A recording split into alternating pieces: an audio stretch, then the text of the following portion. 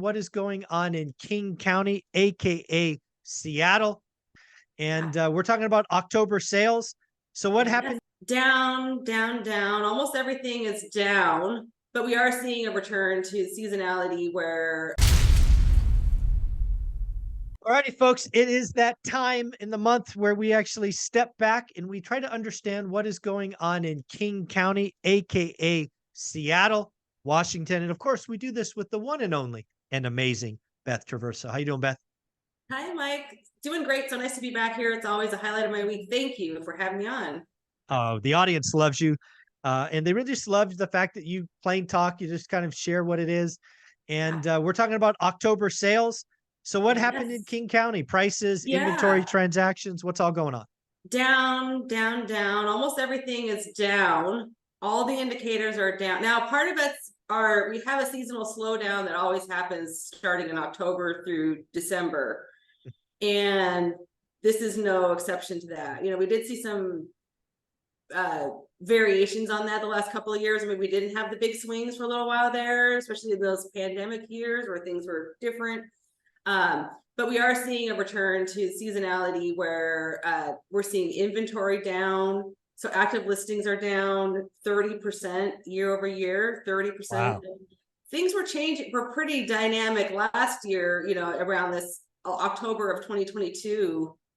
We were already suffering from a lack of inventory and sales going down. So we are down. So our sales are down 44% from this year in 2019 to now. So that's interesting because I'm starting to look at what we're seeing today versus what we were seeing before all of this happened with the Fed printing money and all these things that were going on.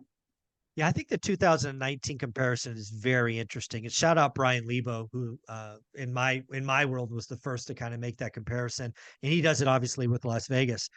They're down 45% today versus 2019. So it was really interesting that Seattle and Vegas are that similar. I mean, at least from my perspective, I don't think of Seattle, King County, and Las Vegas as having many similarities. I don't. So what does that say? Does that mean it's more of a national? I mean, I know there's no one national. Ding, ding, ding, ding, ding. I know that's what you look at is the overall. It's more than just a Seattle thing or a Vegas thing is what that tells me. Exactly. Is that there are other factors that were influencing that.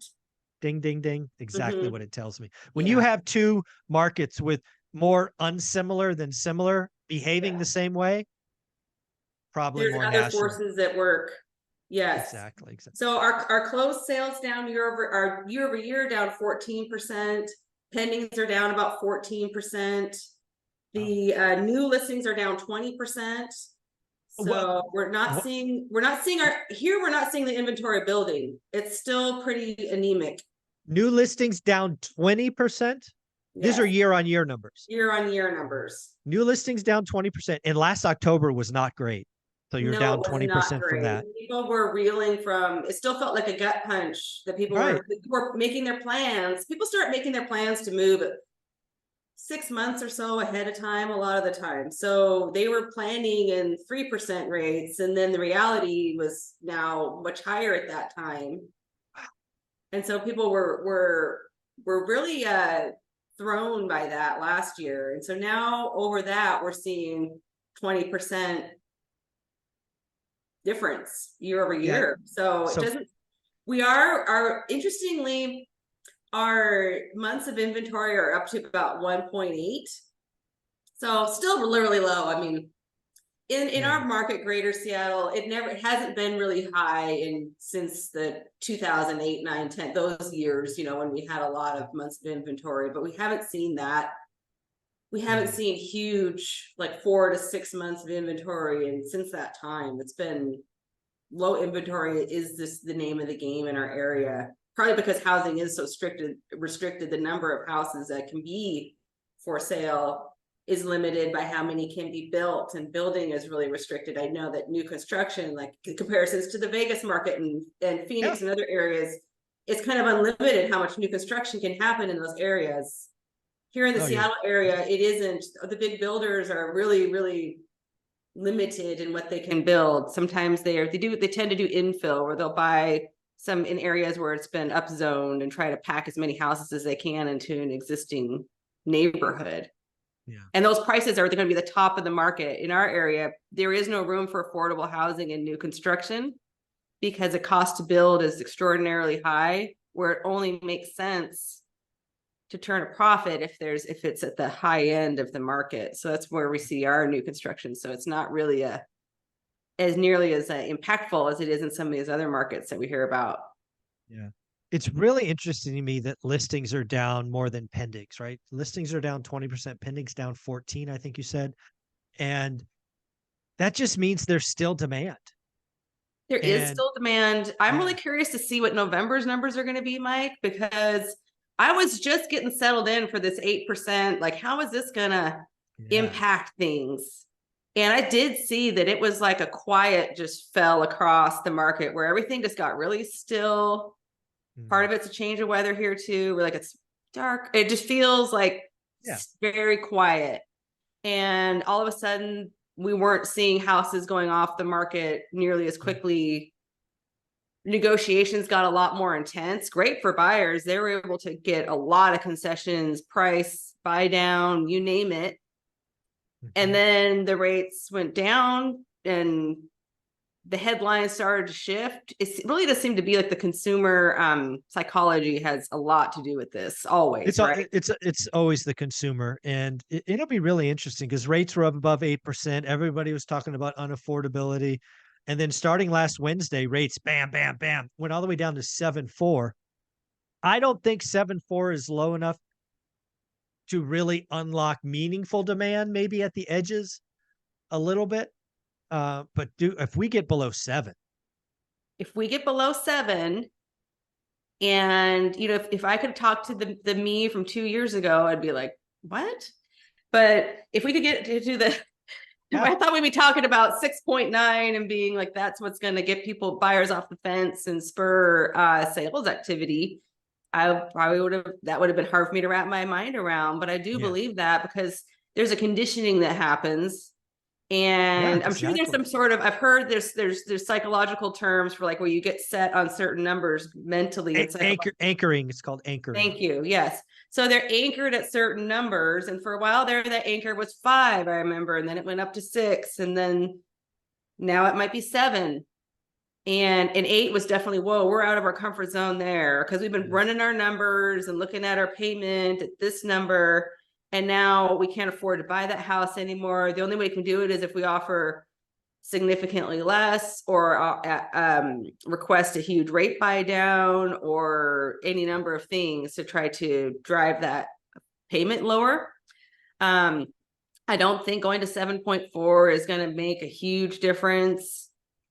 But I No, do think at 6, especially if we get down to the mid 6s, I think here's what I'm starting to see a possibility that this next spring selling season is going to be a busy one potentially. It's yeah. hard to predict a few months out, but I don't like to go more than maybe 3 months out at most with my predictions. Could be Oh, wrong. come Could on. be I wrong. like a year. Let's go a year. So, but I do think that, it's in my market in the Seattle area. We've talked about how for us, the springtime really starts in late January. And I already have a Yeah. lot of people talking to me now about should we list now or should we wait until after the holidays? And there's always that conversation starting to happen, which we're going to see inventory drop even more, which we always Yeah. do in November, December. Yeah. But then if people are bringing that inventory on in January or February and our rates are dropping at that time, and by the time mid spring rolls around, our peak months of March and April, and if that aligns with the rates going into the 6s, that could be a little bit of a Tinder. No, that's exactly what I think's happening. And Joseph Wang, the Fed guy, who I interviewed last week, kind of brought that to my attention. And I now agree that we are at least at risk of significant home appreciation because I think I've said for a while the housing market's broken. You've heard me say it 100 times, I'm sure. Yeah. But I now think demand is constipated. I don't know how else to call it. It's stuck. And the thing that's going to unlock this is rates below 7. And maybe it's 6.5. But there's some number where demand comes out. Because again, I've been studying the consumer for 30 years. And here's the secret about consumers. Everybody wants a deal. Everybody wants to feel like they got a good deal. You don't feel like you got a good deal at 8%. No. I'm willing to argue you don't feel like you got a good deal at 7.4%. But do you think you got a good deal at 6.99, 6.75, 6.5? Somewhere in there, enough people will come off the sidelines because, to your point, we have kindling and it just needs to be a small spark and things could get wild in 2024. Yes. And I've seen that coming before in the past in different scenarios. And there are people out there that will say, well, you're a real estate agent. Of course, you're going to say that, you know, the market, it doesn't matter to me. Whether the market goes up, down, or sideways, I'm just here to interpret and to advise based on my experience, and people should do what's best for them. I'm not saying anybody should buy or not, but I think that it is going to impact the market overall when those rates do start to come down, because the talk has been of that for a long time. I think loan officers are going to be in short demand because so many left, and the demand is going to come back and people are going to start doing refis. If people were buying at 7.5, let's say, or 8, and then it goes down to 6.5, all of a sudden there's going to be refis happening out there. Could be. Exactly. So could be. Seen it happen before. So people don't necessarily wait for it to go all the way down before they refi. If it's a 1% drop, they'll probably start refining then. I remember back when I bought my first house, again, I'm old when it comes to these things, but you know, it was 9 something. I don't remember, you know, and I remember it came down to 8 and I was like, wow, it's 8. And I refied, and then it went down to 7. Like, wow, great. I'm refining again. I must have refied 3-4 times, you know, because they make it so there's like no cost refis. And why not? My payment goes down. Love it. You know, I was house hacking at the time. So it's like, wow, I can make money to live in my own house. This is beautiful, you know? So there you go. People are going to be doing that. And there's going to be demand for a lot of these loan. I'm expecting there's probably going to be some sort of a catch-up time period that's going to need to happen, where all those people that left the industry are all of a sudden the ones that are still there. Where'd they go? Going to be really busy. Yeah, there you go. Well, hey, we've talked about King County, Seattle, inventory pendings, transactions. I don't think we hit price yet. What did price do? Yeah, so price is down 2.2% year over year in King County. In Seattle, they're down about 5% year over year in the city. And then on the east side where I am, it's up 5.5%. So, you know, even within your sub-markets, so I know you've talked about other markets being sort of like the canary in the coal mine that tell you what's coming, like Vegas again. For me in the Seattle area, it's the east side always seems to react almost lightning fast to any kind of swing or shift in the wind. We feel it first, like our prices drop first, our inventory retracted first, all this way before Seattle.